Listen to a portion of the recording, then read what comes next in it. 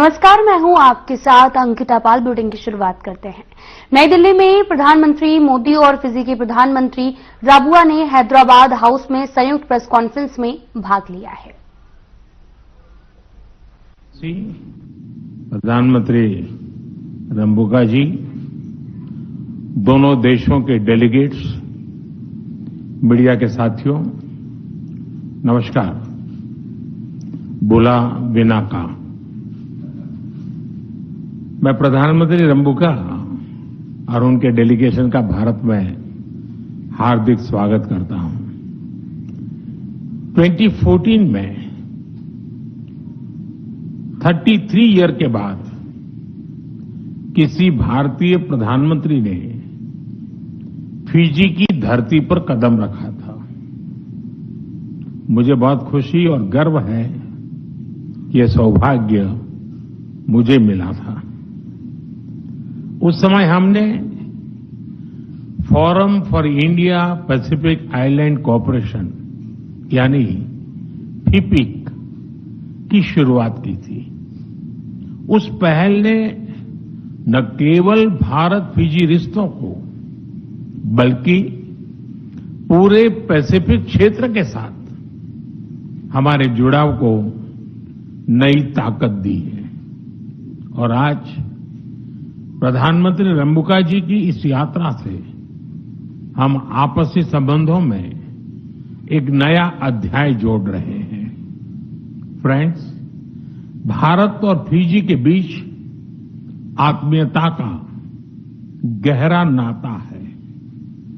19वीं सदी में भारत से गए 60,000 से अधिक गिरमिटिया भाई बहनों ने अपने परिश्रम और पसीने से फिजी की समृद्धि में योगदान दिया है।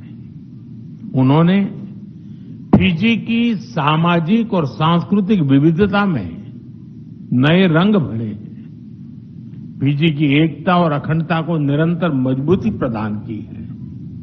और इस सब के बीच वे अपनी जड़ों से भी जुड़े रहे हैं, अपनी संस्कृति को संजोए रखा है। फिजी की रामायण मंडली की परंपरा इसी का जीवंत प्रमाण है। प्रधानमंत्री रंबुका द्वारा गिरमिट डे की घोषणा का मैं अभिनंदन करता हूं। ये हमारे साझा इतिहास का सम्मान है, हमारी पिछली पीढ़ियों की स्मृतियों को श्रद्धांजलि है।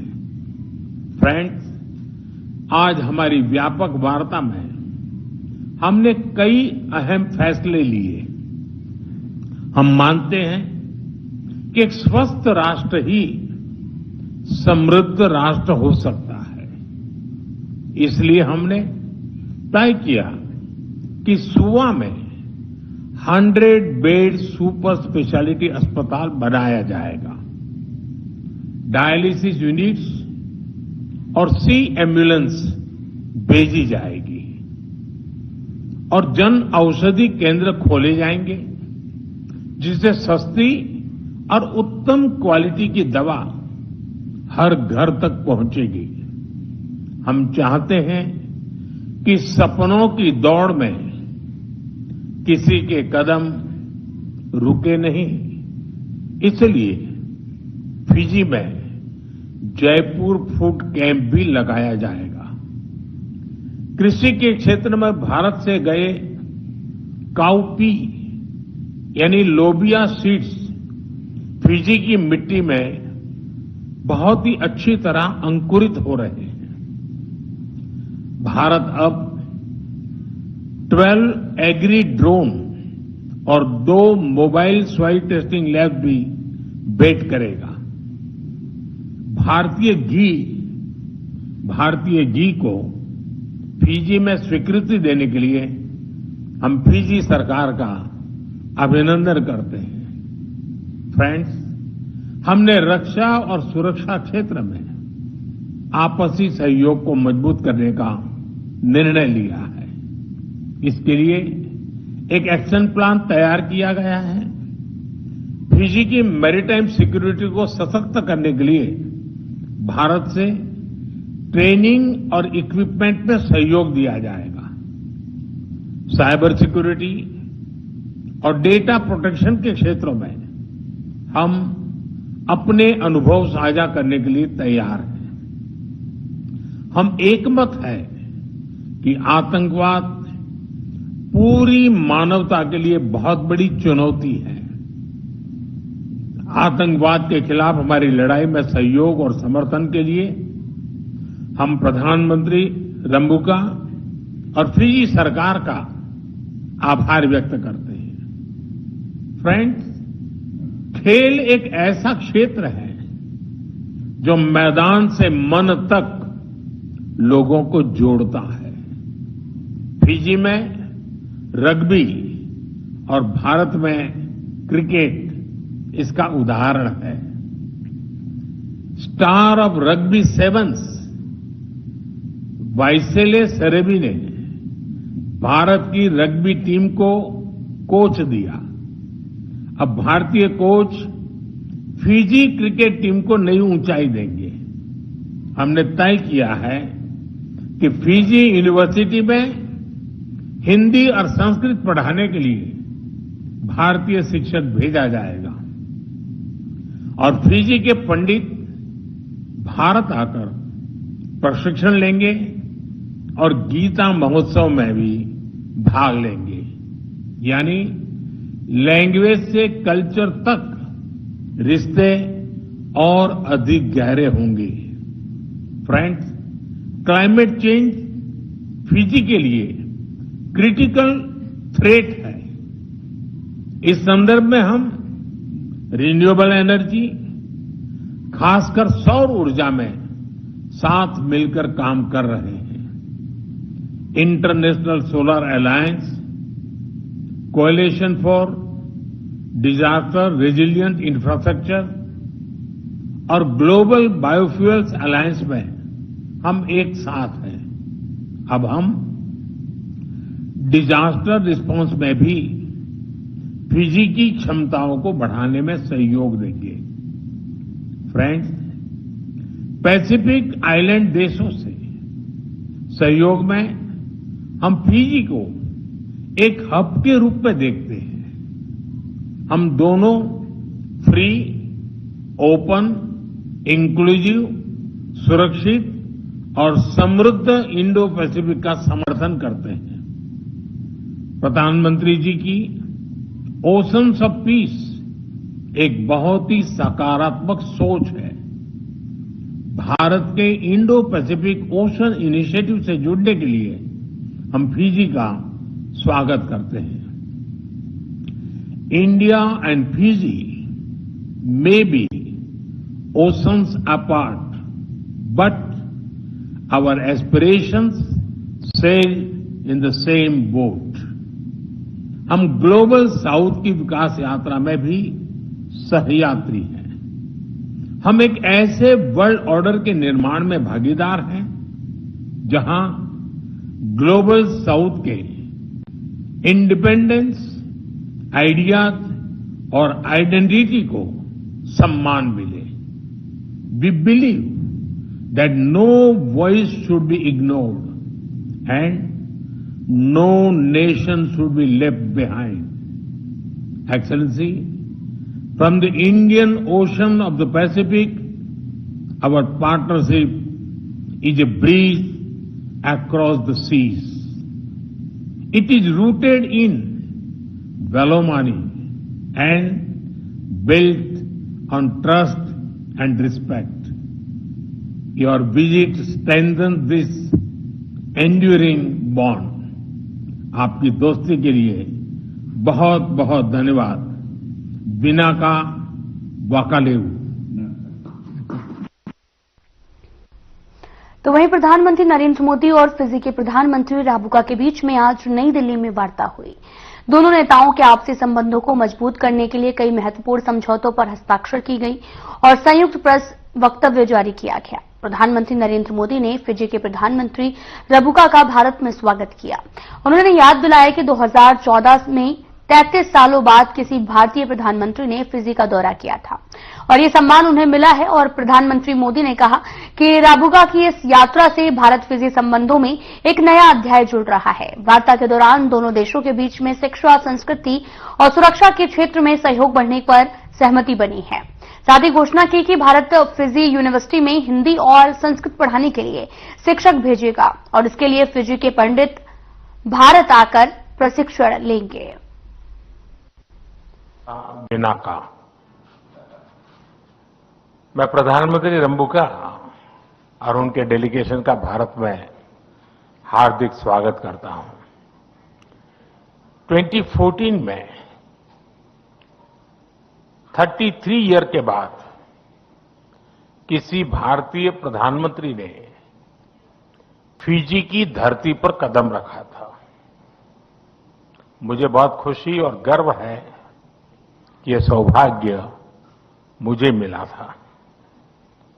उस समय हमने forum for India Pacific island cooperation यानी फिपिक की शुरुआत की थी।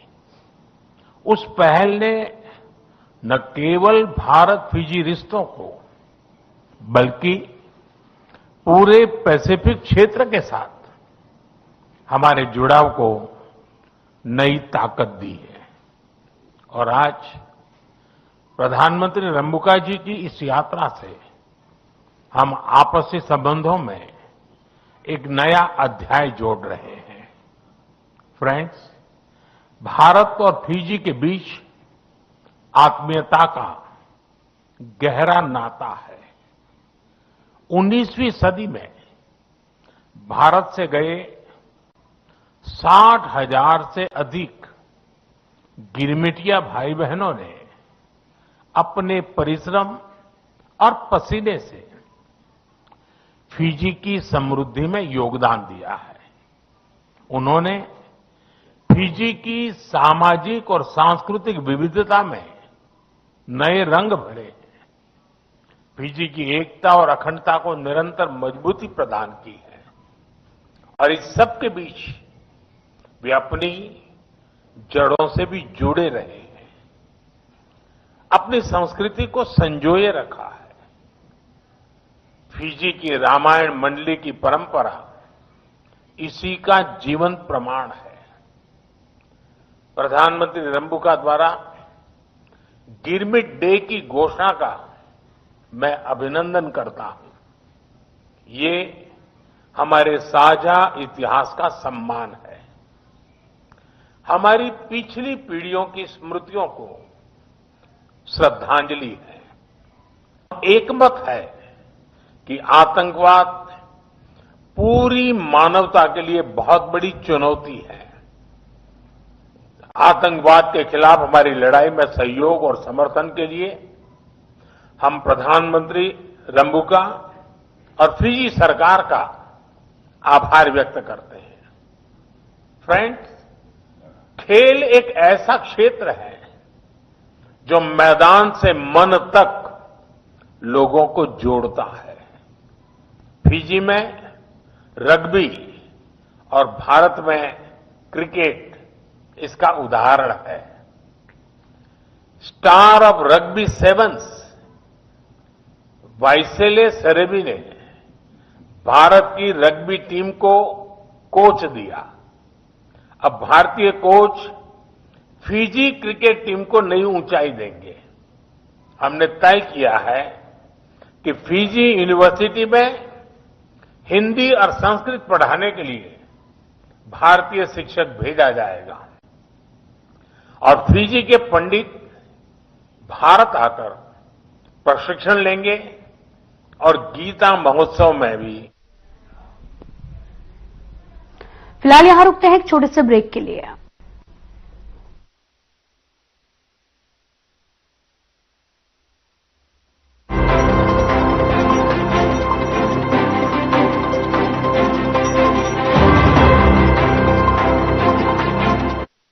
लोग सेहत बनाने के लिए क्या क्या नहीं करते। जिम जाते हैं, कसरत करते हैं, काजू बादाम प्रोटीन के डिब्बे तक घोल घोल कर पीते हैं, फिर भी उनकी सेहत नहीं बनती। क्योंकि उनका पाचन तंत्र खराब है। और जब तक के पाचन तंत्र दुरुस्त नहीं होगा, वो जितना मर्जी अच्छे से अच्छा खा ले, उनकी सेहत नहीं बन सकती। इसलिए हमारी संस्था सन्यासी आयुर्वेदा ने एक ऐसी दवा का निर्माण किया है जो कि आपके लिवर को, आपके पाचन तंत्र को दुरुस्त करने का काम करती है, ताकि आप जो भी खाएं उसका पूरे का पूरा निचोड़ आपके शरीर को लगे, आपकी भूख बढ़े, खाया पिया सही से लगे, नया खून बने, हड्डियों में जान आए, वजन बढ़े और आप मोटे तगड़े खूबसूरत पर्सनैलिटी के मालिक बन जाए। सिर्फ 699 रुपए की पूरे एक महीने की दवा होती है और आप इसे घर बैठे 01145454545 पर फोन करके दवा मंगवा सकते हैं। यशस्वी प्रधानमंत्री नरेंद्र मोदी जी के मार्गदर्शन में माननीय मुख्यमंत्री योगी आदित्यनाथ जी द्वारा अपनाई गई परंपरा के साथ प्रगति की नीति गोवंश संरक्षण और गोधन इकोनॉमी की दिशा में समूचे देश के लिए बन गई एक मॉडल योजना। 2018-19 में निराश्रित गोवंश की समस्या के निदान हेतु स्पष्ट नीति निर्धारण के बाद प्रदेश में अवैध बूचड़खाने बंद हो गए। 2017 से पहले सिर्फ 100 गो आश्रय स्थल थे, 2025 में जिनकी संख्या 7,700 से भी अधिक हो चुकी है। मुख्यमंत्री सहभागिता योजना के अंतर्गत गोवंश के भरण पोषण के लिए डीबीटी के माध्यम से वितरित की जा रही है सहायता राशि।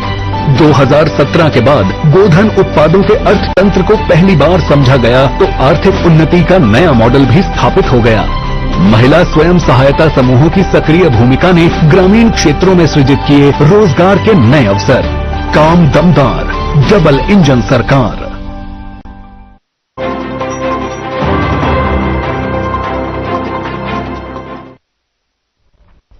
ब्रेक के बाद स्वागत है आप सभी का। रुख करते हैं खबरों की तरफ। केंद्रीय गृह एवं सहकारिता मंत्री अमित शाह ने नई दिल्ली में वाइब्रेंट विलेज कार्यक्रम पर 2 दिवसीय कार्यशाला का उद्घाटन किया।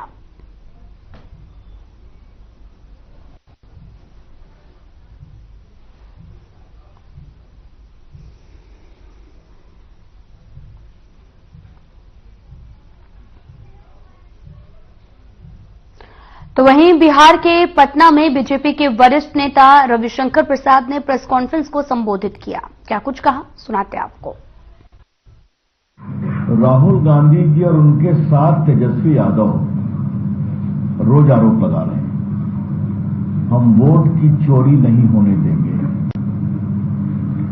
झूठ, बेशर्मी से झूठ और बेबुनियाद आरोप लगा रहे हैं। मैं आज आपके सामने कुछ तथ्य रखना चाहता हूं और राहुल गांधी जी, तेजस्वी यादव जो मैं बात कह रहा हूं उसको सुने और जवाब दें। 24 में लोकसभा का चुनाव हुआ था, उसमें उत्तर प्रदेश में समाजवादी पार्टी को 37 सीट मिली थी और भाजपा को 33 मिली थी, कम क्या, और कांग्रेस को 6 सीट मिली थी। तो यानी 6 और 33 39 और हम थे, अरे 37 और 6 43 और हम थे 33। वही चुनाव आयोग था ना, तो उस समय आप खुश थे।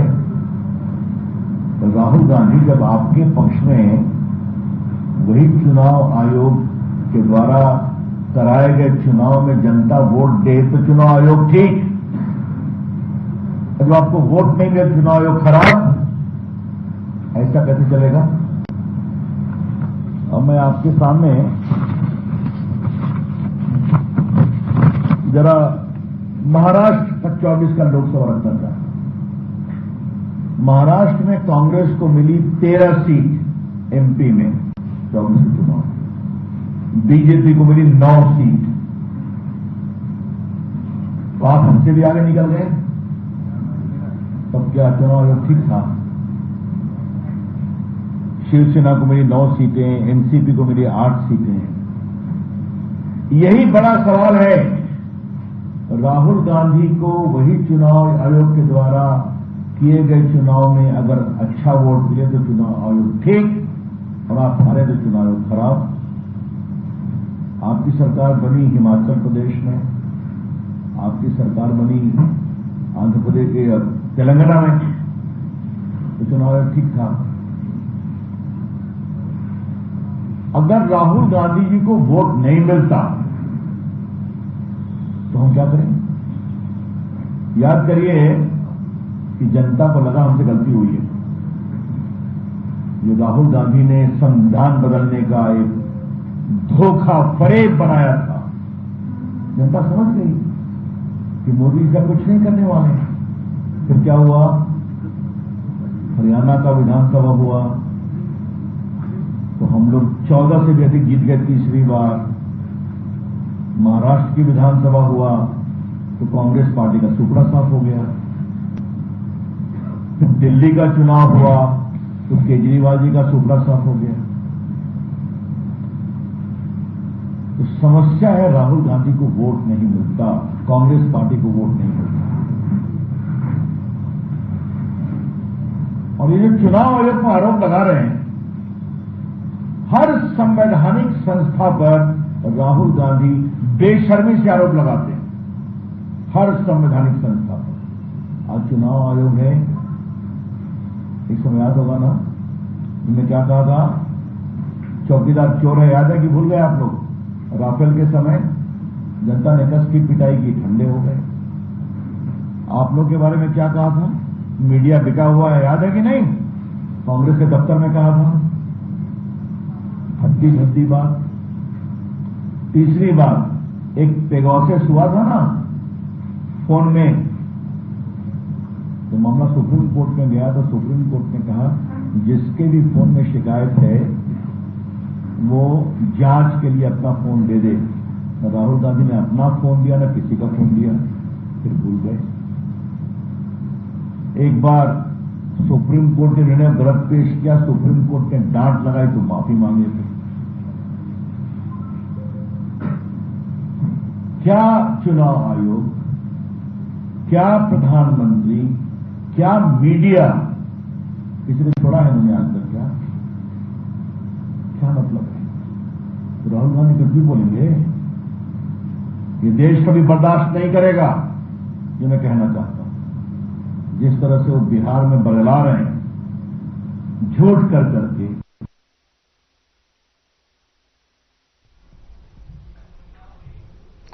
गोरखपुर में सीएम योगी आदित्यनाथ ने पेडलेगंज गुरुद्वारा में दरबार हॉल, यात्री निवास और साथ ही प्रवेश द्वार का उद्घाटन किया। इस मौके पर सीएम योगी ने कहा कि यह गौरवशाली इतिहास सिख धर्म का है। हमारा कर्तव्य है कि हम उन लोगों के प्रति कृतज्ञता करें जिन्होंने अपने लिए नहीं बल्कि देश के लिए, सनातन धर्म के लिए, कश्मीर के लिए अपने प्राणों का बलिदान दिया है। हमें उन सिख गुरुओं की परंपरा के प्रति भी कृतज्ञता व्यक्त करनी चाहिए।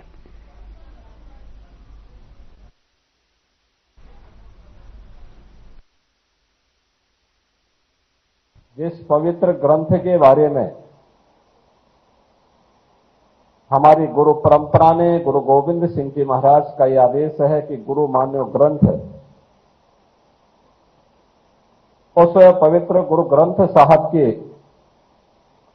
प्रथम प्रकाश पर्व के इस आयोजन में हमें पैडलेगंज के इस पवित्र गुरुद्वारा में भागीदार बनने का अवसर प्राप्त हो रहा है। मैं इस अवसर पर आप सभी सिख बंधुओं को, प्रदेश भर के सभी सिख बंधुओं को और भारत की आन बान और शान पर विश्वास करने वाले हर उस नागरिक को हृदय से बधाई देता हूं, अपनी शुभकामनाएं देता हूं।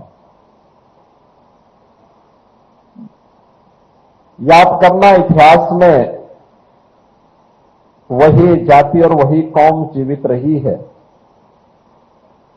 जो अपने पूर्वजों पर, उनके शौर्य को, उनके पराक्रम को, उनके योगदान को स्मरण करके उसे अपने जीवन का हिस्सा बनाती है। सिखों की समृद्धि और उनके प्रगति के पीछे भी गुरु परंपरा के प्रति उनकी अगाध निष्ठा है।